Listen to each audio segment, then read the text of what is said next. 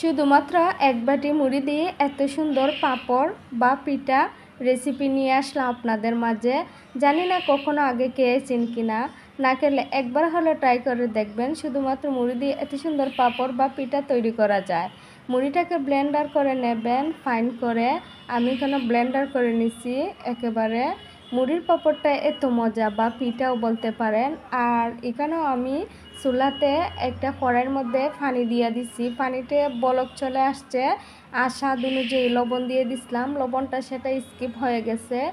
আর এখন মুড়িটার যে একটা গুঁড়ো আমি তৈরি করে নিয়েছিলাম ব্লেন্ডারে, সেটা দিয়ে দিছি এইখানে ফুটন্ত পানিতে দিয়ে এভাবে একটা ফাইন ব্যাটার তৈরি করে নেব। আর ভিডিওর মাধ্যমে দেখিয়ে দিতেছি ব্যাটারটা আমি কিভাবে তৈরি করতেছি। আপনারা এভাবে ব্যাটারটাকে তৈরি করে নেবেন, নিয়ে গরম অবস্থায় কিন্তু পানিতে হাত ভিজিয়ে ব্যাটারটাকে মথে নেবেন। ভালো করে, যত ভালো করে মথে নেবেন ততই কিন্তু ভালো হবে। অল্প পরিমাণ ব্যাটারের মধ্যে আমি ফুড কালার দিয়ে দিছি, আপনারা না চাইলে স্কিপ করে দিতে পারবেন, সেটা সাদাই রেখে দিতে পারবেন। যাদের নকশি পিঠা করতে ভালো লাগে না বা সহজ মনে হয় না, সাজটা দিতে কঠিন মনে হয়, আমি এভাবে একটা সাজ পিঠার জন্য কাটনি কিনে আনছিলাম। তো আপনারা এটা দিয়েই সাজ দিয়ে দিতে পারবেন। অল্প করে বয়ে দিলে কিন্তু একটা সাজ হয়ে যায়।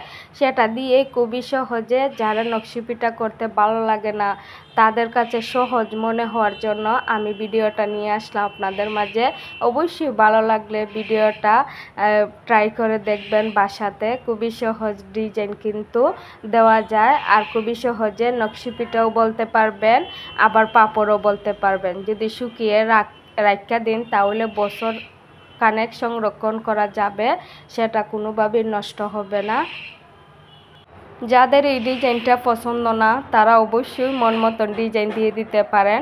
আর আমি আমার মন মতন করে, যারা নকশি পিঠা বা নকশি পাঁপড় বলতে পারে না, সহজ মনে হয় না, তাদের জন্য আমার এই ভিডিওটা। আমার ভিডিওটা যদি সামান্য পরিমাণ আপনাদের কাছে ভালো লাগে, অবশ্যই চ্যানেলটা সাবস্ক্রাইব করবেন, লাইক কমেন্ট করবেন, ভিডিওটা শেয়ার দিয়ে পাশে থাকবেন।